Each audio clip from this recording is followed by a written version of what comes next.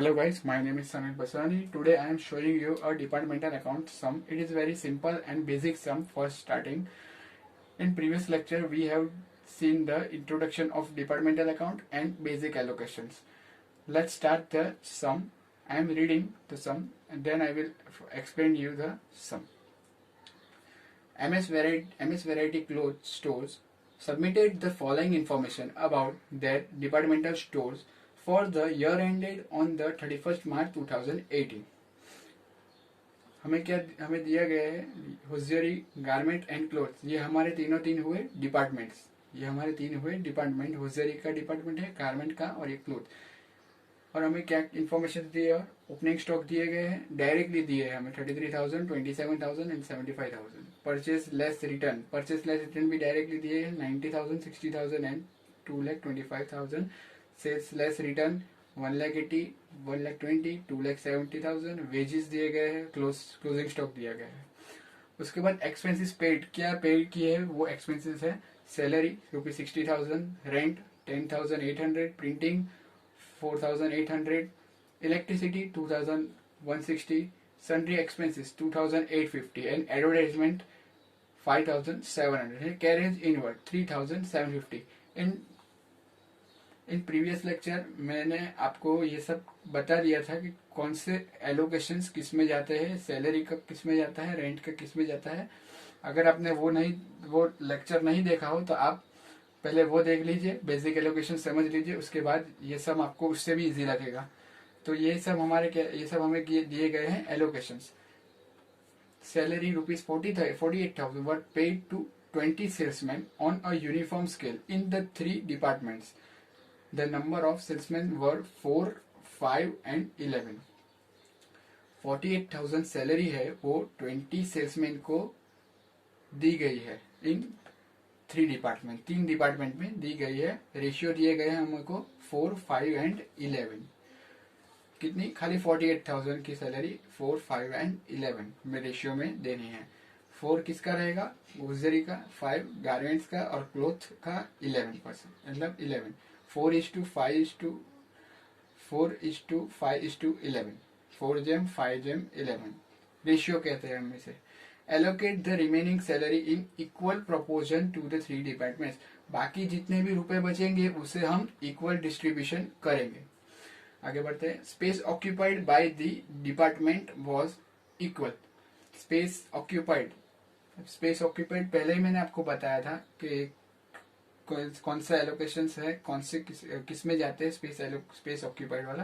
तो क्या दिए गए उसके एलोकेशन हमें रेशियो दिया गया है इक्वल डिस्ट्रीब्यूट करना है हमें उसे. Printing expenses to be appropriated as 1:1:2 respectively. Printing expense का दिया गया 1 जेम 2. The electricity point in each department were 5 जेम 4 जेम 9 respectively. Sundry expenses are to be appropriated on the basis of sales. Prepare departmental trading and profit and loss account for the year ended on 31st March 2018. हमें क्या बोला गया है? Departmental trading account and departmental profit and loss account ही बनाना है. और sundry expense का हमें क्या दिया गया है? सेल्स में से देना है. क्या दिया गया है? सेल्स में से देना है. और मैंने यहाँ पे बना दिया है departmental trading account and profit and loss account. पहले हमें जो पहले ऊपर इन्फॉर्मेशन दी गई है वही पहले हम डायरेक्ट रख देते हैं. ओपनिंग स्टॉक हमें डायरेक्ट दिया गया है. ट्रेडिंग अकाउंट में आपको पता है कि ओपनिंग स्टॉक कहाँ जाता है? डेबिट साइड पे. Trading account debit side. तीन की वैल्यू दी गई है 33,000, 27,000, 75,000. मेन बात, टोटल का कॉलम बनाना मत भूलना, वो मेन है. Purchase less return trading account debit side. आपने 11-12 में पहले भी किया हुआ ही है ये, पर इस बार खाली डिपार्टमेंट्स में डिस्ट्रीब्यूट करना है. वो है 90,000, 60,000 एंड 2,25,000 और इसका टोटल. उसके बाद दिया गया है सेल्स लेस रिटर्न भी directly trading account credit side पे रख देंगे. Closing stock trading account credit side directly 21,000, 72,000 and 81,000. Total आएगा 1,74,000. ओके, आगे बढ़ते हैं एक्सपेंसेस की ओर. एक्सपेंसेस में हमें दिया गया है सैलरी का. सैलरी 60,000 है पर हमें इधर बेसिक एलोकेशंस में क्या बोला गया है? सैलरी रुपीज 48,000, उसका एक एडजस्टमेंट दिया गया है हमें। Salary rupees 48,000 were paid to 20 salesman on a uniform scale in the 3 departments. The number of salesman were 4:5:11, 4 जैम 5 जैम 11 में डिस्ट्रीब्यूट करना है। 48,000 को 4 जैम 5 जैम 11 में डिस्ट्रीब्यूट करेंगे तो होजरी का आएगा 9600, गारमेंट का आएगा 12,000 एंड क्लोथ्स का आएगा 26,400 और टोटल रहेगा 48,000। पर हमारी सैलरी तो है 60,000, 60,000 सैलरी है। 48,000 हमने 3 डिपार्टमेंट में डिस्ट्रीब्यूट कर दिए 20 सेल्समैन को, बाकी बचे 12,000। उनके बारे में क्या बोला गया है हमें? Allocate the remaining salary in equal proportion to the 3 departments. बाकी के जितने भी 12,000 रुपए बचे हैं हमारे पास, उसे हमें क्या करना है? इक्वल डिस्ट्रीब्यूट करना है। 4,000 4,000 4,000, मतलब 12,000 आ जाएगा। हो गया सैलरी कंप्लीट। 48,000 इनको दिए, सेल्समैन को दिए, 20 सेल्समैन को दिए, बाकी के बचे 12,000 12,000, बाकी के 12,000 बचे हमारे पास, उनको हम इक्वल डिस्ट्रीब्यूट करेंगे। हम इधर नीचे इन्फॉर्मेशन दी गई है, इक्वली डिस्ट्रीब्यूट करेंगे तीनों डिपार्टमेंट में। ओके, आगे बढ़ते हैं। रेंट 10,800, 10,800। अभी रेंट का आपको मैंने बेसिक एलोकेशन बताया था। आप स्पेस जगह यूज कर रहे हैं, किसी की शॉप ली है, गोडाउन लिया है, कुछ भी लिया है, या कोई भी रेंट पे कर रहे हैं जिस जगह का, तो वो आपकी स्पेस है, आप वो ऑक्यूपाइड कर रहे हैं या एरिया ऑक्यूपाइड कर रहे हैं। एरिया ऑक्यूपाइड और स्पेस ऑक्यूपाइड दोनों सेम होता है, इसलिए space occupied by the department पे जाएगा बेसिक एलोकेशंस। ये हमारा हुआ इक्वल डिस्ट्रीब्यूटर होगा। क्या होगा? इक्वल डिस्ट्रीब्यूट होगा। इसके लिए रेंट कितना दिया गया है हमें? 10,800, तो इक्वली डिस्ट्रीब्यूट रहेगा 3600 मतलब 10,800।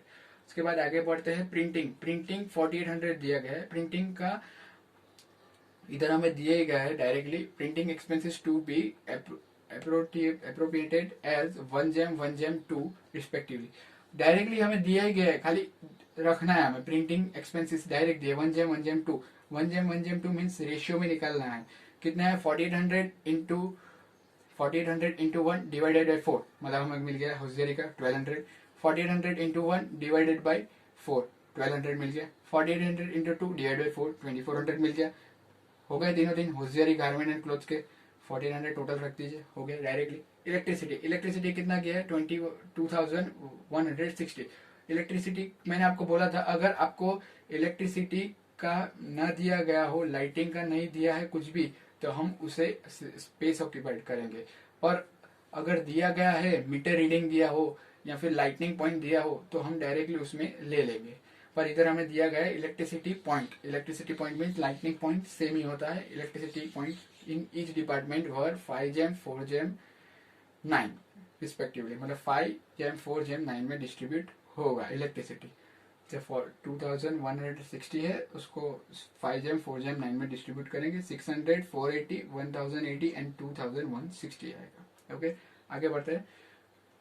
ये सब हमारे क्या है? एक्सपेंस है, इसलिए वो प्रॉफिट एंड लॉस अकाउंट में जा रहे हैं। सैलरी आपको पता है, आपने पहले 11th-12th में पहले भी किया हुआ है। सैलरी का, रेंट का आप पे कर रहे हैं, पैसे जा रहे हैं बाहर, इसलिए वो हमारे एक्सपेंसेस हुए। सैलरी कोई भी वर्कर को मिलेगी, मैनेजर हो कंपनी का, उनको भी मिलेगी, तो वो हुआ हमारी सैलरी हमें डिस्ट्रीब्यूट करनी रहेगी, इसलिए हमारा वो एक्सपेंस हुआ। रेंट आप पे कर रहे हैं, पैसे जा रहे हैं। प्रिंटिंग आप खर्चा कर रहे हैं, एक्सपेंस कर रहे हैं, एक्सपेंस हुआ। इलेक्ट्रिसिटी, आप घर में इलेक्ट्रिसिटी जला रहे हैं, चालू कर रहे हैं, तो उसका भी एक्सपेंस हुआ, इसलिए profit and loss account. Sundry expenses भी हमारा एक्सपेंस हुआ। एक्सपेंस अपना खुद ही बोल रहा है, सन्ड्री एक्सपेंसेस है, तो एक्सपेंसेस में डाल दीजिए ना। 2,850 है, उसका क्या बोला है हमें? Sundry expenses are to be appropriated on the basis of sales. Sales में डालने को बोला है। सेल्स कहाँ गया? सेल्स हमारा 1,80,000, 1,20,000 एंड 2,70,000। पर हम इसको छोटा कर सकते हैं, रेशियो को 1,80,000, 1,20,000 और 2,70,000 का हम 3K टेबल से छोटा हो सकता है। 3K टेबल से छोटा हो सकता है। हमें फिर क्या मिलेगा? रेशियो 6 जैम 4 जैम 9 मिलेगा। कितना मिलेगा? 6 जैम 4 जैम 9 में डिस्ट्रीब्यूट करेंगे 2,850 को। ओके, 900, 600, 1,350। फिर आगे बढ़ते हैं। कैरेज इनवर्ट, सॉरी, एडवर्टाइजमेंट भी सेम हुआ। एडवर्टाइजमेंट आपको बताया था, मार्केटिंग कर रहे हैं, एक्टिवा का एग्जांपल दिया था आपको, 5700 है, तो हमारा वो कहाँ पे जाए, किस में जाएगा, सेल्स में जाएगा, क्योंकि हमारा एडवर्टाइजमेंट कर रहे हैं, सेल्स एक्सपेंस हुआ, sales expense profit and loss account डाल दीजिए, 5700 को डिस्ट्रीब्यूट कर दीजिए, 6 जैम 4 जैम 9 सेल्स में ही जाएगा वो, 1800 1200 एंड 2700 मतलब 5700 आएगा। उसके बाद है carriage inward. Carriage inward goods Mumbai से दिल्ली तक मंगाए हैं आपने, तो उसके ऊपर आप जो पे कर रहे हैं, कम्स इन इनवर्ड है, कम्स इन आ रहा है, आपने उसके ऊपर टैक्स पे किया है, तो वो हमारा हुआ एक्सपेंस हुआ, पर क्या हुआ, ट्रेडिंग अकाउंट एक्सपेंस हुआ, ट्रेडिंग अकाउंट में आएगा टू कैरेज इनवर्ट। 3750 पर किस में जाएगा, परचेज में, बेसिक एलोकेशन, ये सब आपको पता ही होगा एक्सपेंसेस किस में जाते हैं, खाली आपको रेशियो का ध्यान रखना है, एलोकेशन ध्यान रखना है, कौन से किस में जाएंगे। कैरेज इनवर्ट है, अभी परचेज में जाएगा, परचेज में जाएगा, कितना रेशियो है, 90,000 60,000 एंड 2,25,000, तो हम उसको छोटा कर देते हैं, 90 60 एंड 225 ले लेते हैं, 90 60 225 डिस्ट्रीब्यूट कर दीजिए, 3,750 का 900 600 2,250 और 3,700 टोटल आ गया हमारा। यहाँ पे हमारा सम पूरा हुआ। अभी हम क्या करेंगे, क्रेडिट साइड का टोटल जो भी टोटल आएगा उसमें से डेबिट साइड डिडक्ट करेंगे, जो गैप आएगा हमारा ग्रॉस प्रॉफिट हुआ, ग्रॉस प्रॉफिट आ गया 6,000 62,100 95,400 48,750, ये हम लेके जाते हैं profit and loss account credit side पे, प्रॉफिट एंड लॉस अकाउंट पे क्रेडिट साइड पे आ गया। अब जो भी इनका टोटल है उसमें से ग्रॉस प्रॉफिट हम लॉस करेंगे, लेस करेंगे, तो हमें मिलेगा नेट प्रॉफिट 40,400 72,320 7,220 एंड 1,90,940। यहाँ पे हमारा सम पूरा हुआ, और ये मैच हो जाना चाहिए दोनों, वो तो आपको पता ही होगा, मैच हो जाना चाहिए, ऐसे तो हो ही जाएगा, गैप आ गया मतलब।